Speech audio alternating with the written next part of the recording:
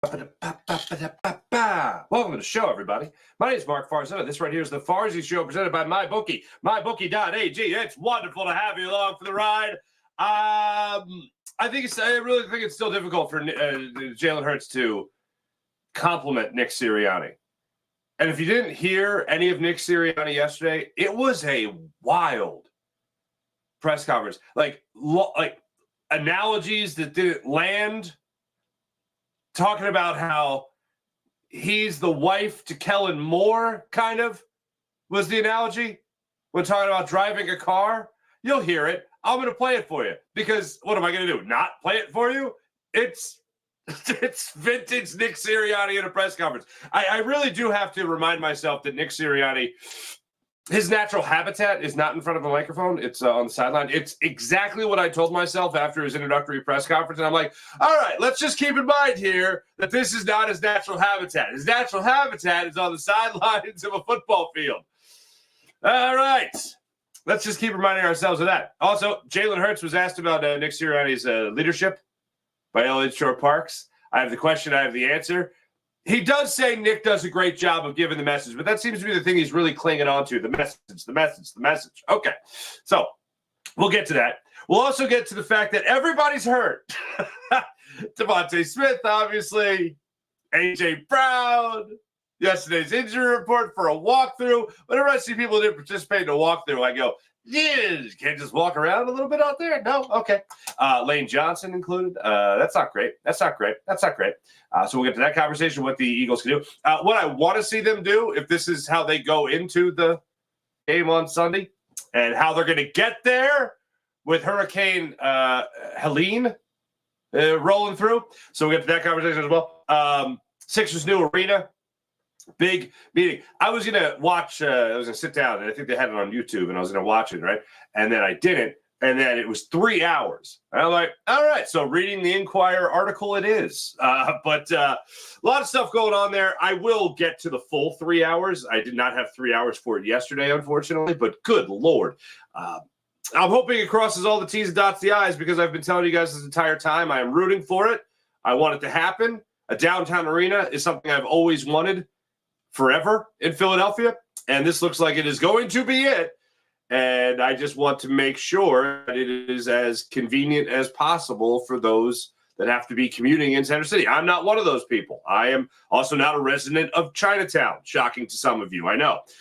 So I just want to make sure that the people and the good people of Philadelphia are taken care of as much as possible.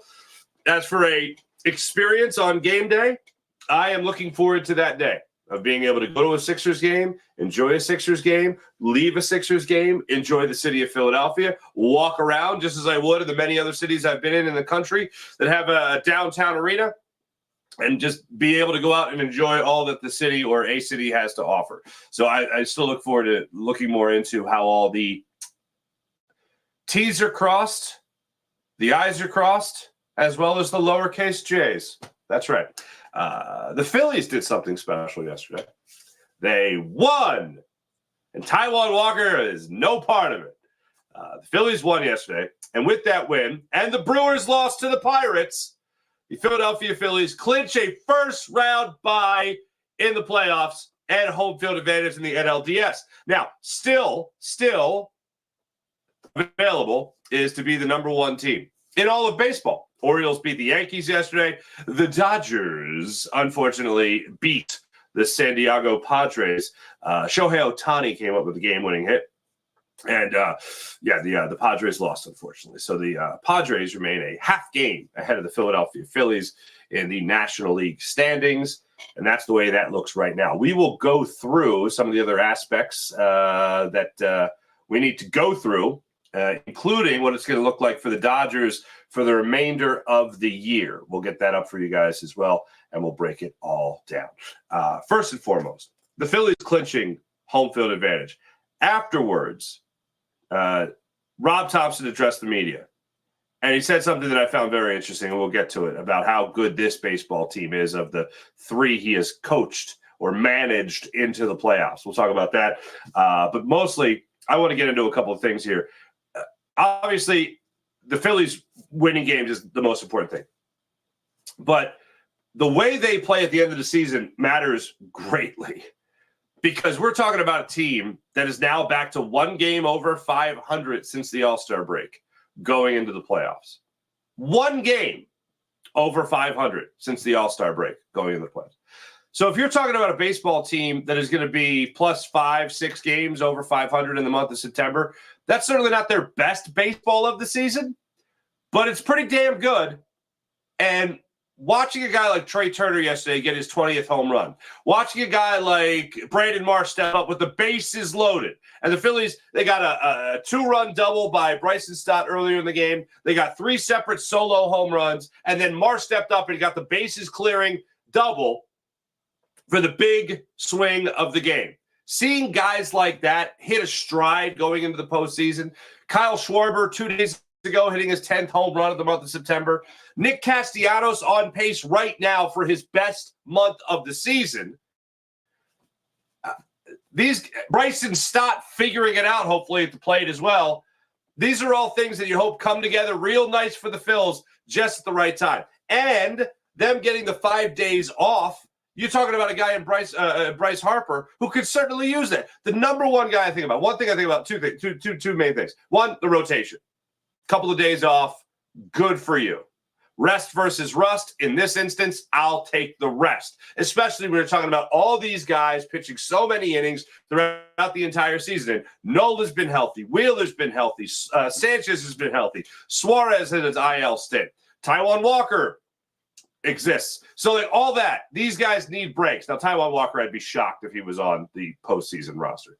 But I look at the guys in the rotation and I say, yeah, they could use a couple of days off. I look at Bryce Harper, and then I see him swing last night, and he has one of those, I don't even know what to call it anymore, those very painful swings. And he swings through the zone. Apparently his thumb was bothering him. Add that to the wrist, add that to the elbow. Yeah, I'll take the 5 days off. And I was on Fantastic Sports Show last night with Breland Moore and Jason Martinez.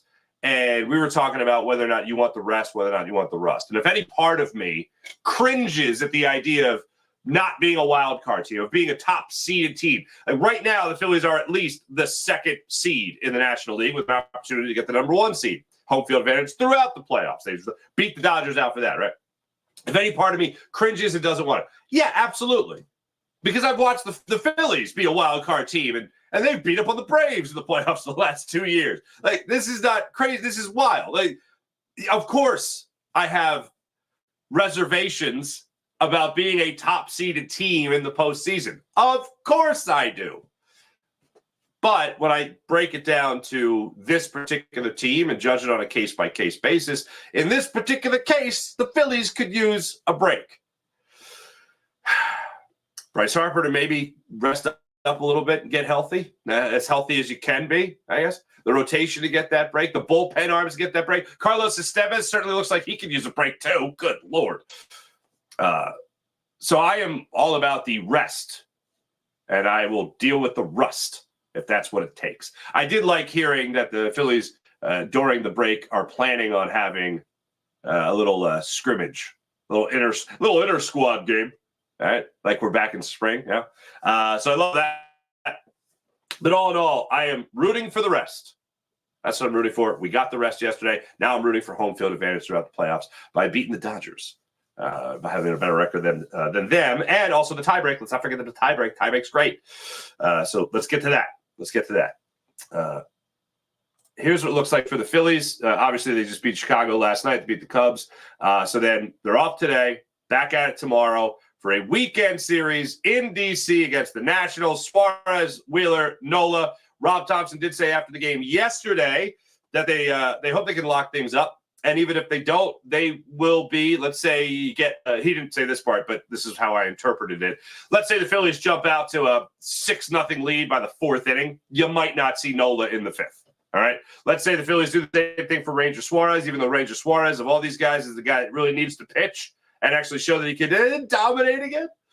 Same thing with Zach Wheeler. The Phillies get up 6-0 in the 4th inning. Maybe you don't see him the rest of the way. So that's the way that shakes out for the Phillies. Then the Dodgers wrap up their series with the Padres tonight.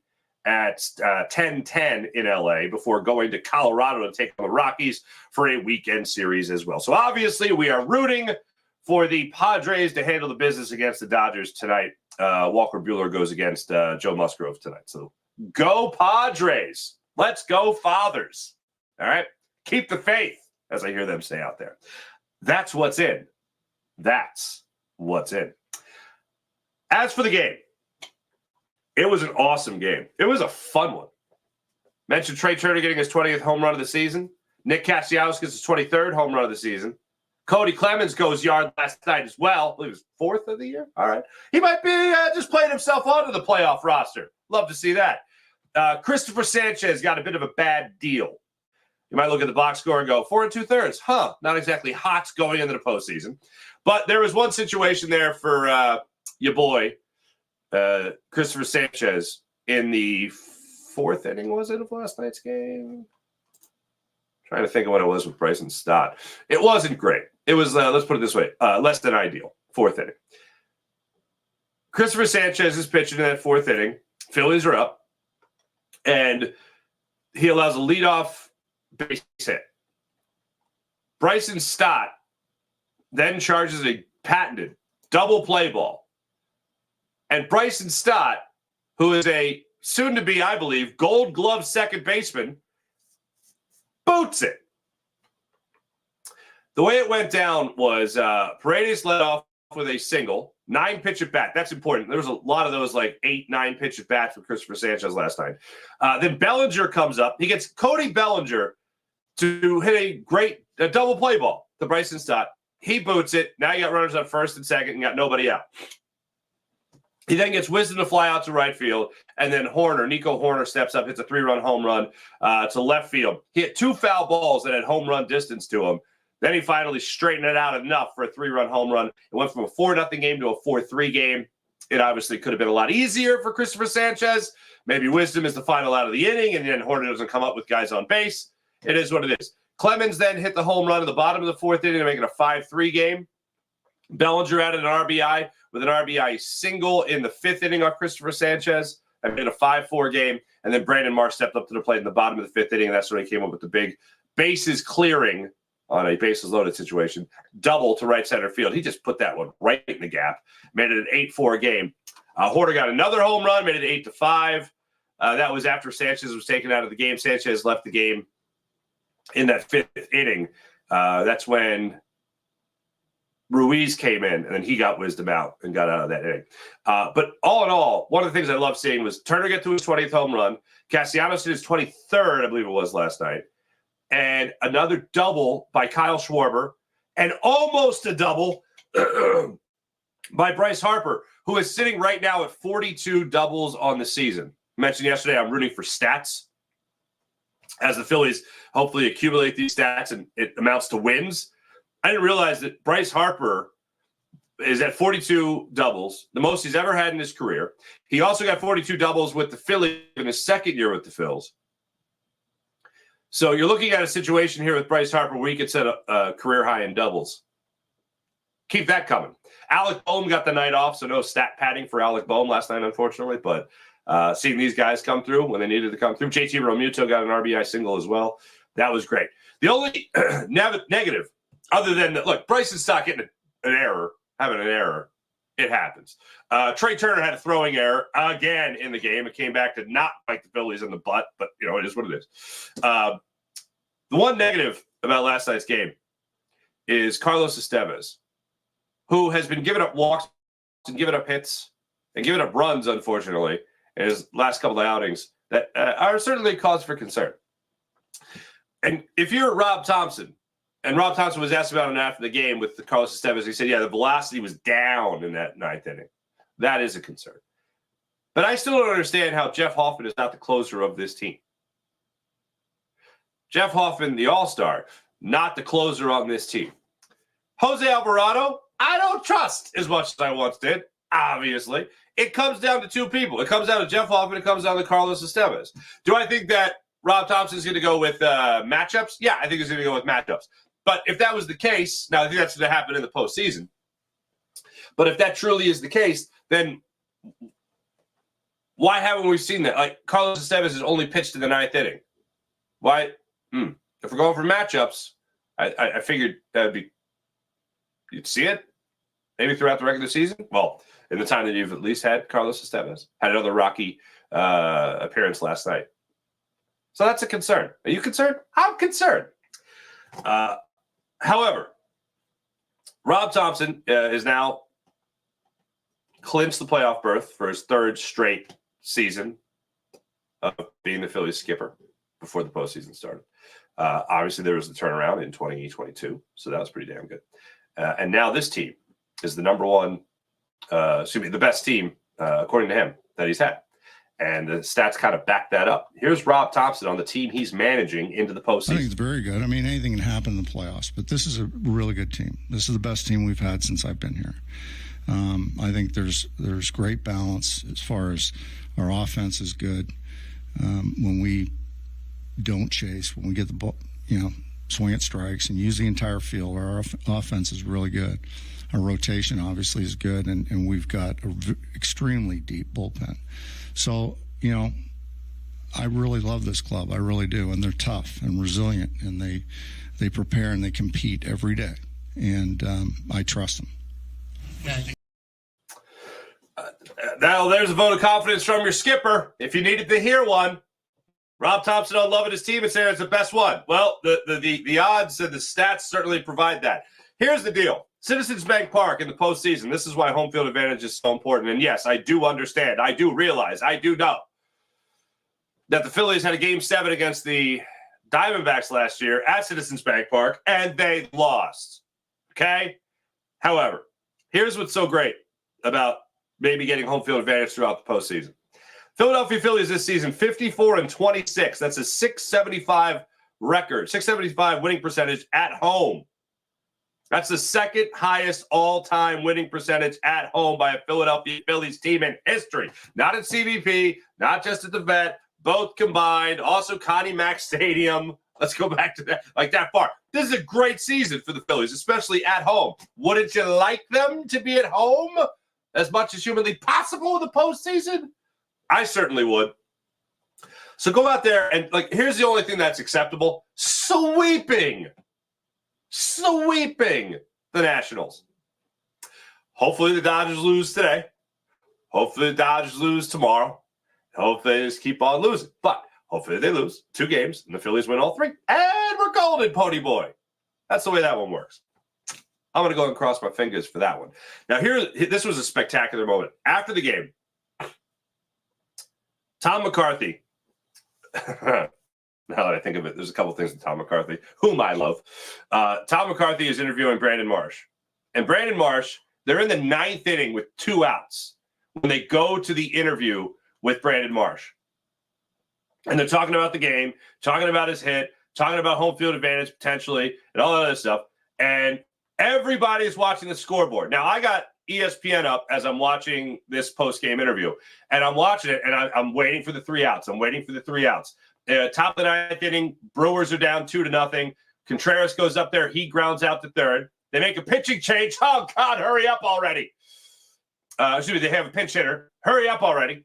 Perkins goes up there. He strikes out swinging. So he goes down. Adames then singles to left. And they're like, all right, this is going to be a minute.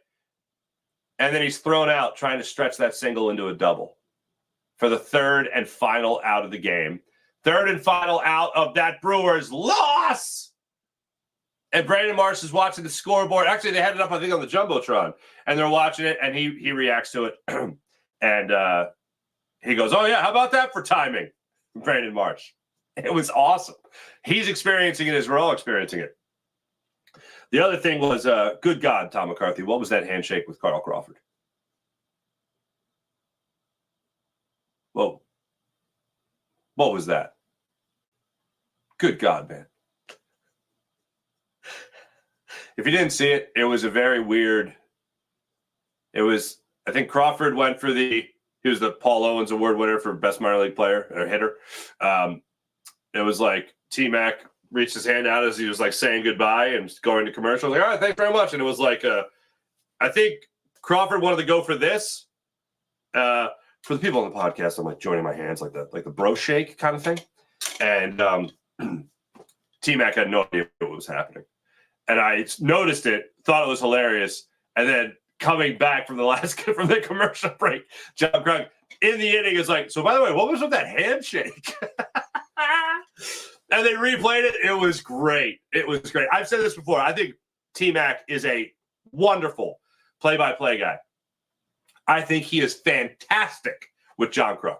I think John Krug has brought that booth to a whole new level. And that's not breaking news by any means, but Krug and T-Mac together, love it. Absolutely love it. And I think the two really know how to play off each other extremely well. And that was a great example of that in last night's game. John Krug uttered two great Krukisms last night. One was talking about how T-Mac almost ripped the thumb off of Crawford. He said, yeah, you did that. And you know how hard it is to grab a bat without a thumb?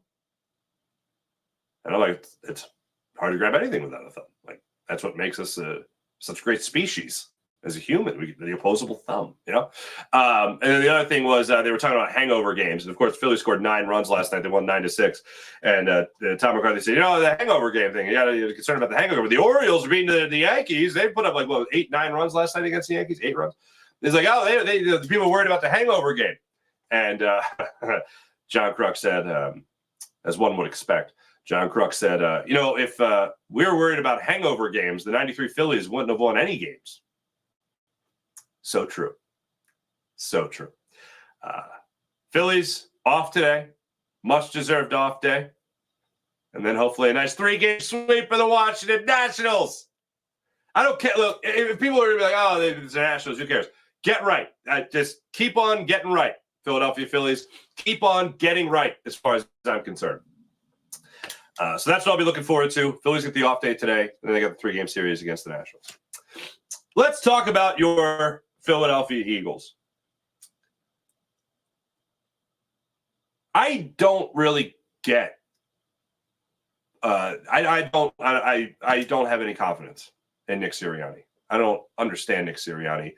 I think he's a nice guy, and I root for him. But I just don't see how he's the head coach of a football team. Now, I know a lot of people share that sentiment with me. I know a lot of people agree with that. It still baffles my mind that it seems like this locker room really loves the guy. Now, you can easily jump to last year and the way everything collapsed. And that was my main focus. Because as he's gone through the dwindling responsibility that we've covered many times on the show, I'm not going to go bouncing ball with it, but as we've talked about many times, the dwindling amount of responsibility. If he's supposed to be the guy that knows how to motivate the team, how do you lose 5 of your last 6 games last year? How does that happen? How does your quarterback come into this season and still have the same turnover problems that he had a year ago? How does that happen if you're supposed to be such a great leader of men in the locker room?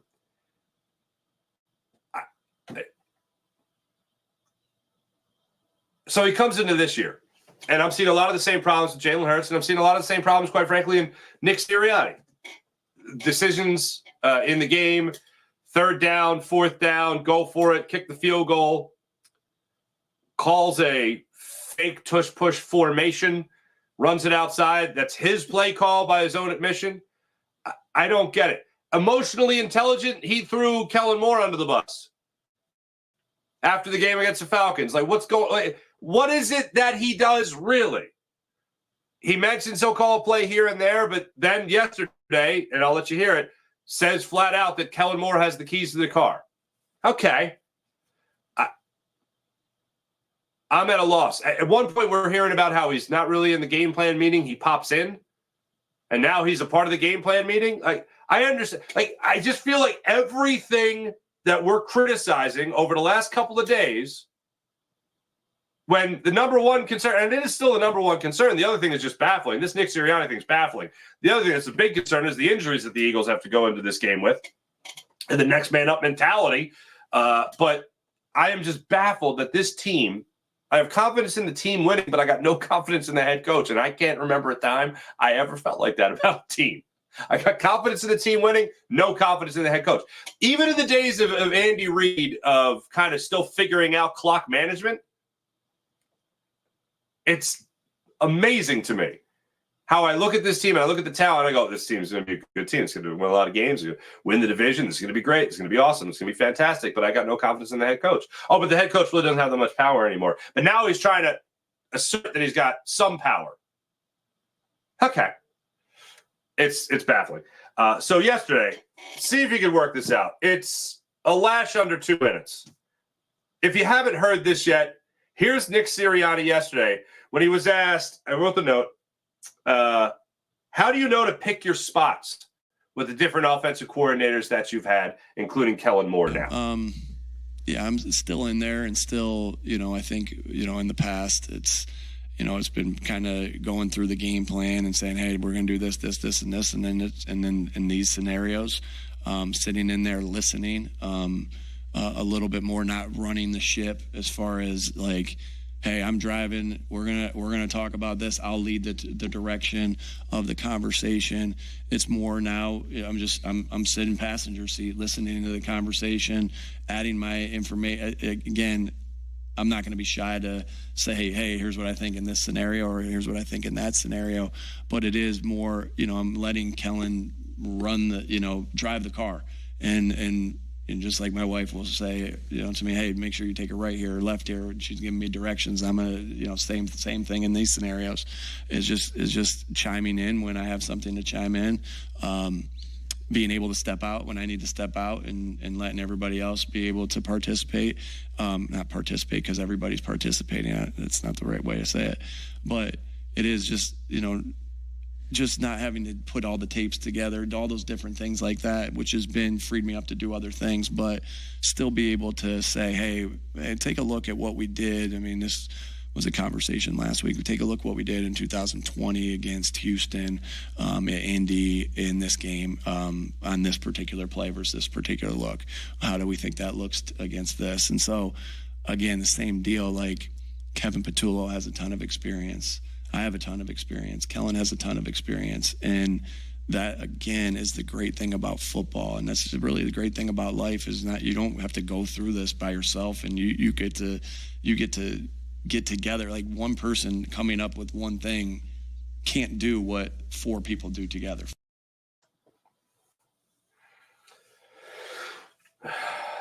Second half of that was a life lesson. Okay.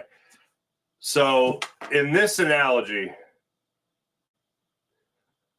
in this scenario laid out by Nick Sirianni, he's the wife to Kellen Moore. And Kellen Moore's driving, and Nick Sirianni is telling him, make a left here, hon. That's what's happening. They're in the car. And Nick Sirianni's like, take a left here. And Kellen Moore's probably like, I have GPS. Like, we're fine. So the other thing to take away from that is that Nick Sirianni, okay, number one, wife of Kellen Moore. Number two, Nick Sirianni is in and out of that meeting. I would find game planning to be extremely important, okay? One of the things that, sold me on optimism going into this year was that Nick Sirianni was not going to have that responsibility anymore. And from what it sounds like, it's still Kellen Moore. Kellen Moore, by Nick Sirianni's admission, driving the car. I didn't expect going into this season that Nick Sirianni was just going to be like, all right, I'm just going to be standing here and clapping and then saying, go for it on fourth down, kick the field goal. That's it. I thought that was going to be the max of what his responsibility was going to be. But play calling, a little bit of a surprise. And look, the guy who's still calling the plays, I'm questionable about who was calling the plays last year, Brian Johnson or Nick Sirianni. Nick Sirianni said throughout the year, Brian calls the plays, I do the game plan. This year, it's Kellen Moore calls the plays, I'm in and out of the game plan and meeting. I drop in. But Kellen has the keys to the car there, okay? He's driving. I believe him as far as Kellen Moore driving. I believe him as far as Kellen Moore being in charge of the offense. And then when it comes to the, big picture things, I guess, I guess. He's the guy, Nick Sirianni, saying, kick field goal, go for it. And then Kellen Moore draws up the play if they decide to go for it. This particular instance here against the Saints, that's not how it went, by the own admission of Nick Sirianni.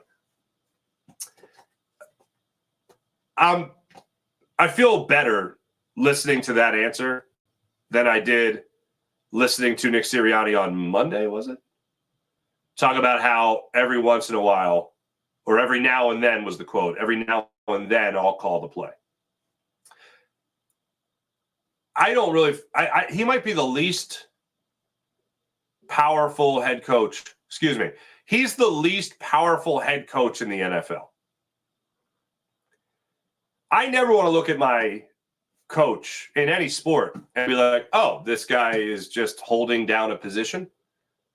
I want to know what this guy does well. What does Nick Sirianni do well? That's what I want to know. He seems like a great guy. Seems like a really nice guy. Seems very intentional. He does have apparently the emotional intelligence that Jeffrey Lurie's been looking for and wants in a head coach. He certainly has the number one characteristics that is required by a head coach for the Eagles, which is let the owner and the general manager run the team. That's certainly him.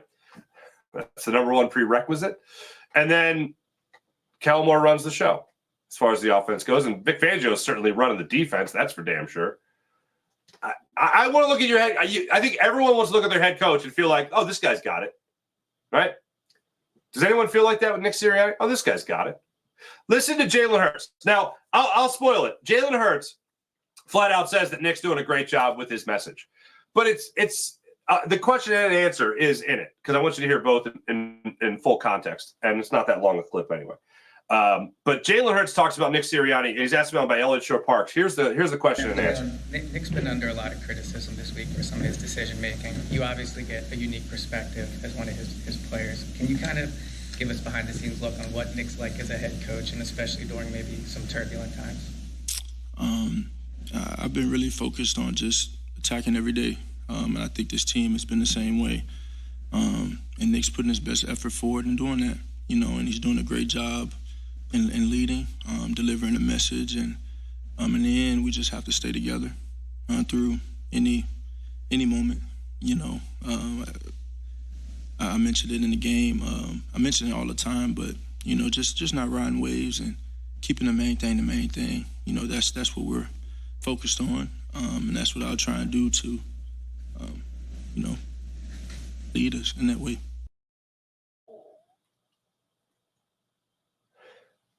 Jalen knew the question was about Nick, right? Look, I think the majority of the locker room loves Nick Sirianni. I don't get it. I don't see it. From what I've gathered, people I've talked to, players I've listened to, they go out of their way to talk about Nick. Nick's great. Coach is great. We got coaches back. Blah blah blah blah blah blah blah. Okay, I don't think Jalen Hurts is one of them. I think Jalen Hurts tolerates Nick Sirianni. We've got two separate instances now.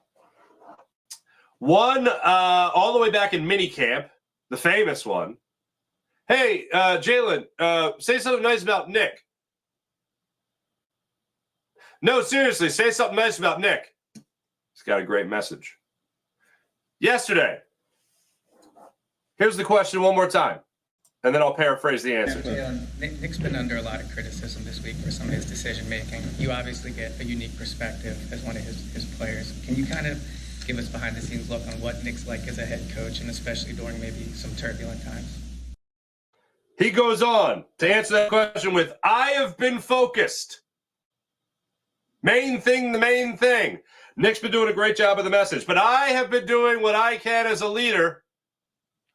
The question was about decision-making by Nick Sirianni. 4th and 3, 4th and 1, 60-yard field goal. Going for it on 4th and 1 against the Saints before halftime where you get the ball after halftime. And Jalen Hurts is like, yeah, about me. And I don't believe it's in a rude way, like I was making it about me. I believe it's in a, what the hell do you want me to say about Nick? I don't even know what he does. He talks to us, and he's very encouraging.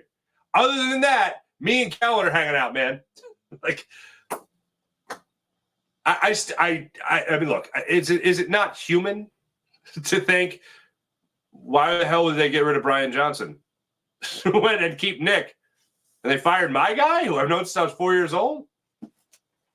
And they didn't even let him have that much power to begin with anyway, Brian Johnson. Now Kellen Moore's here. Yeah, all right, I'm going to roll with Kellen Moore. And Nick, you just go get it. Thanks, Nick. Great message. I remember years ago, the pot was being stirred by a guy I actually really liked, Colin Cowherd. And it was about Joel Embiid and it was about Ben Simmons. Like, they're not boys. Okay, they don't hate each other, but they're not boys. You know, I feel like a very similar thing could be said about Nick Sirianni and Jalen Hurts. I don't think Jalen Hurts hates Nick Sirianni by any means. I just don't think he gets Nick Sirianni. I don't think those two are cut from the same cloth. I don't think they can find a lot to identify about or identify with. And I think there is animosity between the way last year went out and last year finished up with Brian Johnson being let go, Nick Sirianni still being here, but relinquishing a hell of a lot of power, offensively speaking. And now Kellen Moore being brought in. I don't get it. Somehow he's still the head coach of this football team. And again, I think it's the best way I could sum it up. I was trying to think about this. I don't think I've ever watched a team that I've had more confidence in winning games despite their head coach.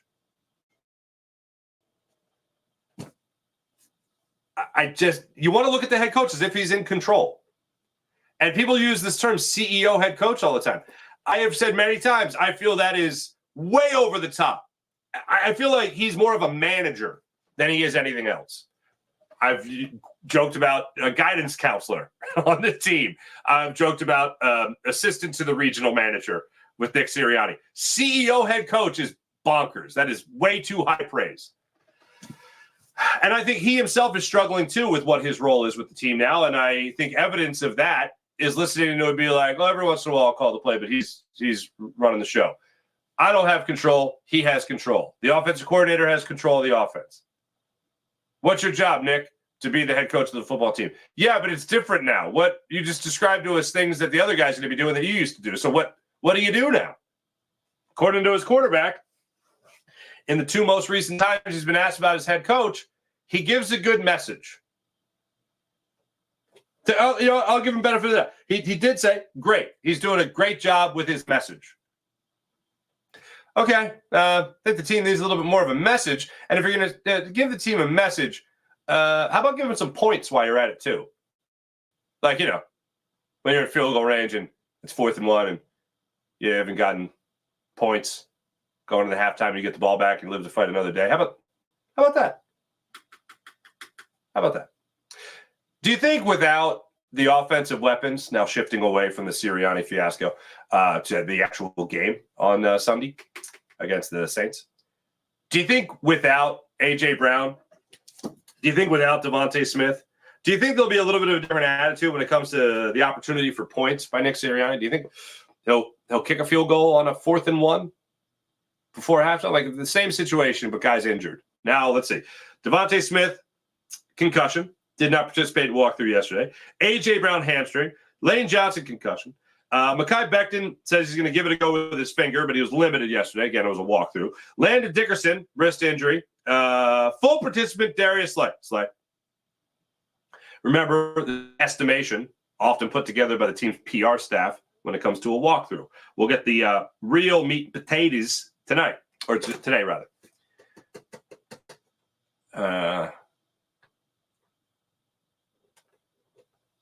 You're obviously going to have to rely even more on Saquon Barkley. And if you're Todd Bowles, you know that. If you're Todd Bowles, you also know that you've had a pretty good go of it against Jalen Hurts. Jahan Dotson hasn't really gotten on the same page, at least in a game yet, with his quarterback. So hopefully that starts to flourish. Johnny Wilson, step up. Dallas Goedert, have another great game. What is this offense going to do without A.J. Brown and Devontae Smith? Weather might not be the greatest thing in the world on Sunday, so maybe the ground game would certainly benefit the Eagles in that regard. But this is going to be the opportunity. And this is one of the things from a personnel standpoint Nick Sirianni did talk about yesterday, that it's always next man up. I think it was Zach Berman asked him the question. It's always next man up. But it's never, okay, A.J. Brown, Devontae Smith are out. Johnny Wilson, you're now A.J. Brown. Congratulations. Go be A.J. Brown. No, it doesn't work like that. But what does happen is you have to remind players that this is their opportunity. Make no mistake about it. This is how the next star is born. And that's not to say that Johnny Wilson is going to take over as the star wide receiver of the Eagles by any means, but hey, let us know we can trust you. In a full, everybody's healthy in that scenario. Let's say everybody's healthy. We want to know that if your number gets called, we can trust you to make a play. Jahan Dotson, there's no better time than the present to get on the same page as your quarterback than this particular game. Saquon Barkley, no doubt you'll be ready. Offensive line with Jeff Stoutland, no doubt you'll be ready. They won in the fourth quarter without a right side of the offensive line in that game against the Saints. Stoutland University is real, people. And there's apparently an expedited course where you graduate with honors and a doctorate at playing offensive line. So I'm not concerned about that. It's pretty spectacular, really, when you think about that O-line. But how are the Eagles going to win this game? I think they're going to win this game by trusting Saquon Barkley, putting the ball in his hands. I think they're going to win this game by using Dallas Goedert. And I think they're going to use those two to help each other. Play action galore. And hopefully they'll have time to do that without Todd Bowles breathing down their neck with safety, with blitzes. And hopefully you also have Kellen Moore knowing how to help Jalen Hurts. Jalen Hurts, especially in week 1, was fantastic against the blitz. Keep that going against Todd Bowles. And this name crossed my mind. Will Shipley. Remember him? Will Shipley? One of the stars of the preseason? Let's get him going. Let's put the ball in his hands. Ken Gainwell, meh. Wonder if Will Shipley will wonder what the odds are on Will Shipley anytime touchdown Sunday against the Bucks. I want to put it past him. Maybe we see one of them their plays that we saw run against the Ravens, I believe it was in the preseason. Call Will Shipley's number out of the backfield. Maybe line him up in the slot. Maybe he's your new Britton Covey for a minute. Yeah, we'll see how that works out. So anyway, I'm baffled by the Nick Sirianni situation. To best sum up how I feel about Nick Sirianni, I'll give you Vic Fangio. Glad we're on the same page. Hey, let me tell you about the Game Time app. Phillies are done with their home games for this regular season. Obviously, playoff tickets will be available in the Game Time app. But maybe you want to go down to D.C. Maybe you want to take in a Phillies game at Nationals Park. I've told you many times. Oh, baby. Oh, baby. The nachos, it's been a minute since I had them at Nationals Park, but they are fantastic. In the left field corner, all the way back in that concessions area, wonderful nachos. Dare I say, a muy bueno. If you want to go to the game, download the Game Time app to your phone, create an account, use promo code FARZI, get $20 off your first purchase, and take advantage of all they have to offer. You could toggle these couple of features that really help you out. One is Game Time Picks, an all-new feature on the Game Time app that lets you filter out the fluff and cut right to the best seats at the best prices on the Game Time app. Then they also have all-in pricing. You could toggle that feature, and you know exactly what you're paying before you check out. So there's no sticker shock. There's no, oh, how did these $20 tickets become $40? Whoa, what's going on there? No, not with the Game Time app. Download the Game Time app to your phone, create an account, use promo code FARZI, get $20 off your first purchase. And don't forget about the last-minute ticket deals, the flash ticket deals. They even have ticket deals for an hour after the event starts. So let's say you're using the Game Time app to go to a concert, go to a comedy show. You don't really care about seeing the opening act or the middle. You want to save big bucks to see that headliner that you love so much. Download the Game Time app, and you could save huge with their hour after the event starts tickets that are available right there on the Game Time app.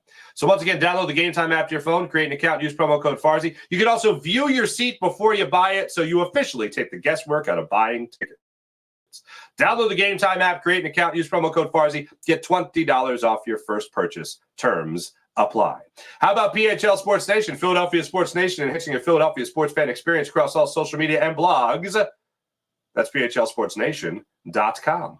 Let's get into the chat to check and see how you guys are doing on this fine Thursday morning. April, good morning. IBH, good morning. James Alexander, good morning. Farzi, first round bye means everything for the Phillies. Hoping a World Series parade, as am I. Also, I'm extremely excited about the 76ers' new arena. It's a better use of public transportation. Well, I hope everyone uses public transport. Well, not everyone, but I hope a lot of people use public transportation. I also hope the city improves public transportation. See, again, I think if I had to give an elevator pitch to somebody that was involved in planning, the mayor, for instance, I'd be like, hey, love this idea, but what are you going to do about public transit? What are you going to do about keeping people safe that are going to games on public transportation? Because that's been a bit of an issue. And throughout the city as well.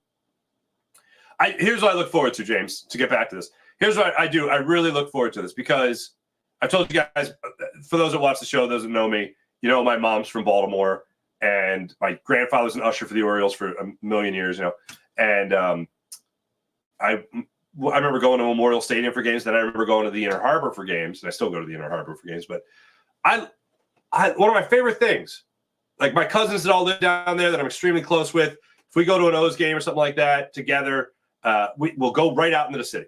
Like you go right out into the city. And you know what you do when you go right out in the city? You spend the money. The term, the number I heard was $700 million in, I believe, tax revenue. I have a lot of friends that work in like real jobs in the city, not like fun play at home jobs like myself here. But no one's going to work. Like no one. The mayor has had this initiative to get people back into the city to work. This will help get people back in the city years down the line. But that's another thing I like about it is that it brings people into the city to spend money, and it needs it. Sean Kilrain. I also love the like they really do, and it could just be lip service, but at least they're acknowledging it. What it's going to do in the community that's there already, like to try to uplift it while still going through the difficult times of the at least 41 home games a year, concerts, comedy shows, to which use the Game Time app and other things. Like that's still something they're thinking about and trying to help it out. Sean Kilrain, good morning. Ring the bell. The Phillies win. Bye week clinched. Phillies regular season home record finished 54-27. How about that? April, you're not far off. I literally went up to do the show, and I got the internet signal that it was like, hey, your internet sucks. So I had to unplug the router, count to 15, put it back. Because I am my father. That's what's happened. Farzi taking a bye. IVA. We get, super late start today. 45 minutes late. Shall go to Padres. Up again in LA. Dodgers becoming potential NLDS matchup for the Phillies. If they lose tonight, okay. They'll be up by only one game on San Diego, and the Padres have the tiebreaker.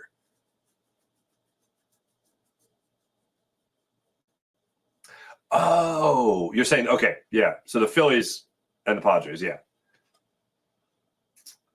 If the Dodgers don't win the division, they'll be in a 4 or 5 matchup, which plays the 1 seed in the NLDS. Let's go Red October. James Alexander, dirty play.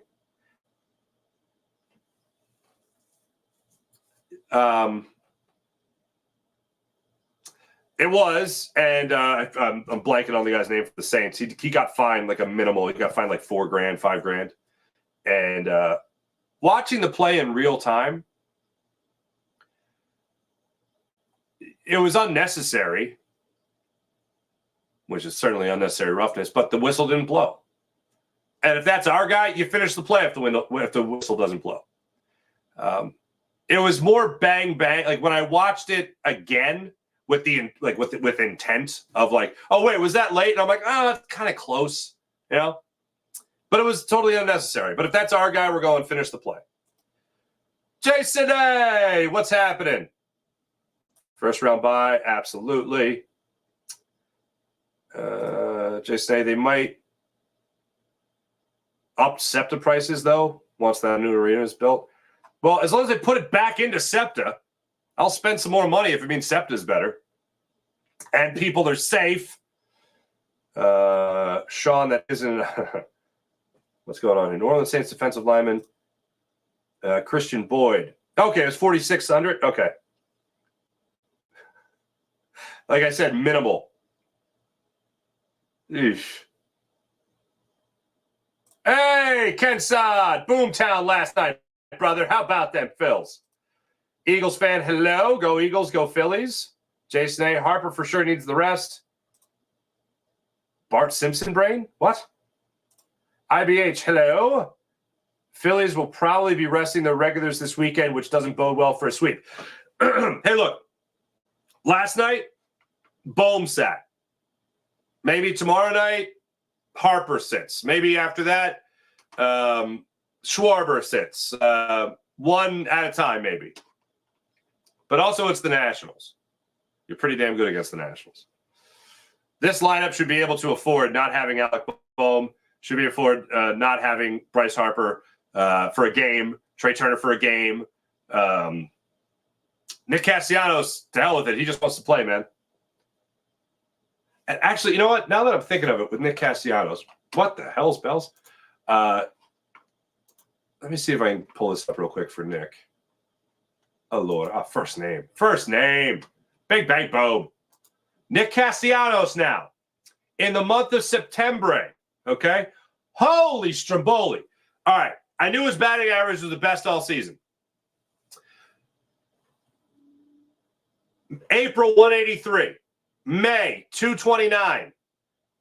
June, July, August, 275, 276. Okay? September, 289. With also his best on-base percentage after last night's game, 359 on the season. Or excuse me, on the month.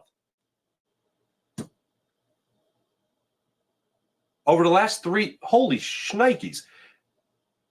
Over his last 15 days, 360 with a 407 on base percentage. Holy Stromboli, son. Yeah, more of that, please.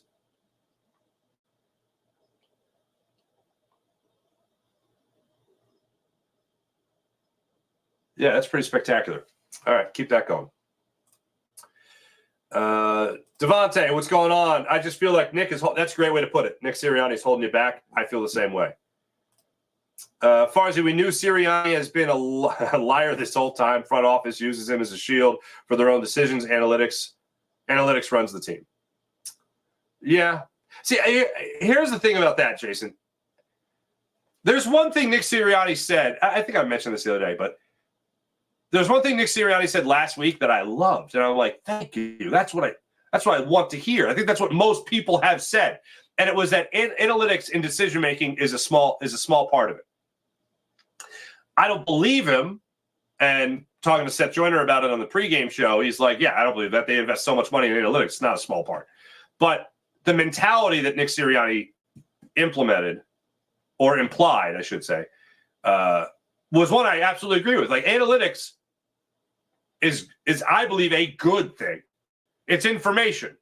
However, when you have a game, and this Saints game is the perfect example of it, even better than the Falcons game. If you have a game, normally speaking, 4th and 1, you go for it. Especially this Eagles team with the push, you go for it. But when you have a game where you got no points and you're going into halftime, there's 14 seconds left. There's no points. Kick the field goal, bro. Live to fight another day. Tie the game up, go to halftime tied. The hell with analytics. How's the game going?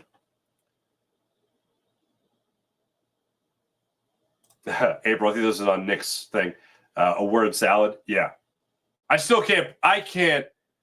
If I was a head coach of a football team, first off, let's all take a moment and just feel really bad for that football team. But if I'm addressing the media at any point, there is no way I'm ever admitting that I'm not in charge. Never. Like, not taking it on the chin. Like, sometimes you gotta. So that was weird. But yeah, word salad. And I also could never imagine being like, oh, I'm driving with my wife and she tells me to make a left here. I could never imagine putting myself as the missus in a scenario. That strikes me as odd. That strikes me as odd. Wine Niners wine. Sirianni strikes again. Name a worse head coach in the NFL, please. Doug Peterson? Goo! But Doug actually has power. That's the other thing you got to also think about. April? He sounds like Kamala Harris. Hey, speaking of politics, all right, for the people that didn't turn me off at just saying that, let me just say this. I am really going to miss the political ads. Don't you guys just love the political ads? The political ads are great. Every single one of them are the same. This person's a complete scumbag. This person's a superhero. This person's a scumbag. This person's a superhero. Vote for me. Doug Peterson. I want to buy political ads. They're just like, yeah, they both may be right. Jason, hello. Doug Peterson looking pretty bad at the moment and can add Jared Mayo. Yeah, there you go, Jason. CZ, hello. He needs to be moved to the front office and Keller promoted to the head coach. Oh, he ain't getting moved. Here's the one thing that I thought was kind of crazy, but I could see it happening. The Eagles, after this year, Kellen Moore gets hired somewhere else. Let's say the Eagles get bounced out in like the second round of the playoffs, first round of the playoffs, whatever. I could see a world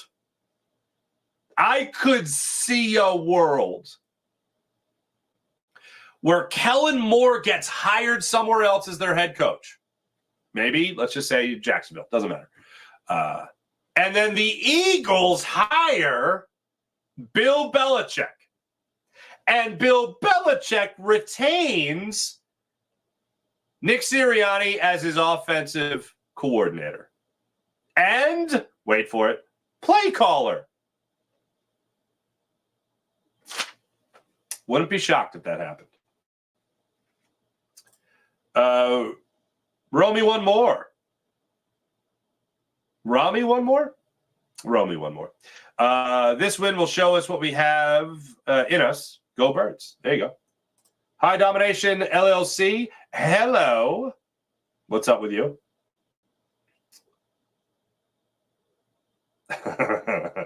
Gatekeeper, no. He would still go for that's Sirianni he's talking about there.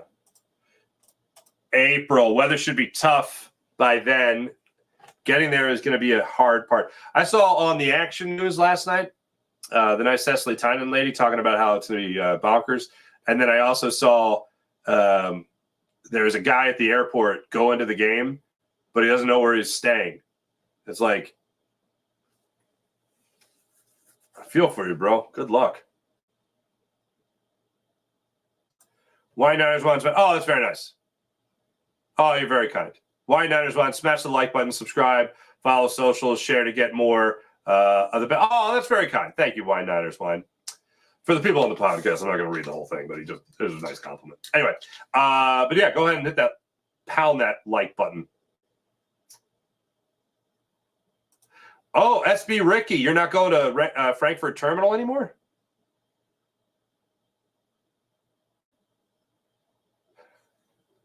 Real RMP. I'm convinced Sirianni's only job is to make sure the Eagles don't cover the point spread.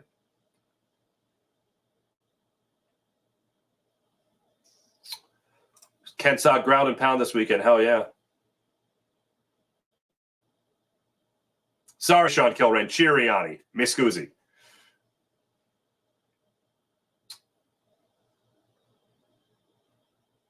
Oh yeah, the Gulf. That's the term I heard was unsurvivable. Like people in the pathway of Helene, like get deuces, get out, man. Just get out. It reminded me of what was it? Superstorm Sandy, when Christie was like, if you live in this area, get out. No, don't call for help. No one will answer. Like, we're not going to be there. Yeah, that's pretty bonkers. Thanks, everybody in the chat. You guys are wonderful as per usual. Let's get to the morning rush brought to you by Sky Motorcars, skymotorcars.com. Phillies, off day. Dodgers at it tonight against the San Diego Padres in Los Angeles. That's the way that one's going down. Bueller against Musgrove tonight. Let's go, Musgrove. Be a hero tonight. Be a hero tonight, Musgrove. Also, how about this for a Thursday night matchup, ladies and gentlemen? Little NFC East battle. Two teams that we want to point and laugh at. The Dallas Cowboys take on the New York Football Giants. That one's kicking off at 8:15 tonight. Dallas is 6-point favorite on the road at MetLife Stadium. This will be fun. This will be a fun game to watch unfold, won't it? This will be a fun one. Anyway, that kicks off 8:15 tonight. I'll be back with you guys tomorrow morning for the Farzy Show. Look forward to talking to you guys.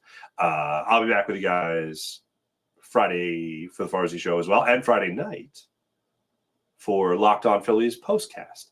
So, in the meantime, make sure you hit like and subscribe to the Farzy Show YouTube channel. Make sure you hit like and subscribe to the Jacob Media YouTube channel. Make sure you hit like and subscribe to the Locked On Sports Philadelphia YouTube channel, where yours truly has you covered for all your post-game needs, your postcast needs for the Phillies and soon-to-be 76ers.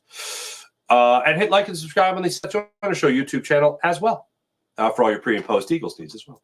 Thanks for watching. Thanks for listening. My name is Mark Farzetta. I had a great time with you guys. I'll be back with you guys tomorrow for the Farzy Show. Look forward to that. See you then. Until then, see you tomorrow.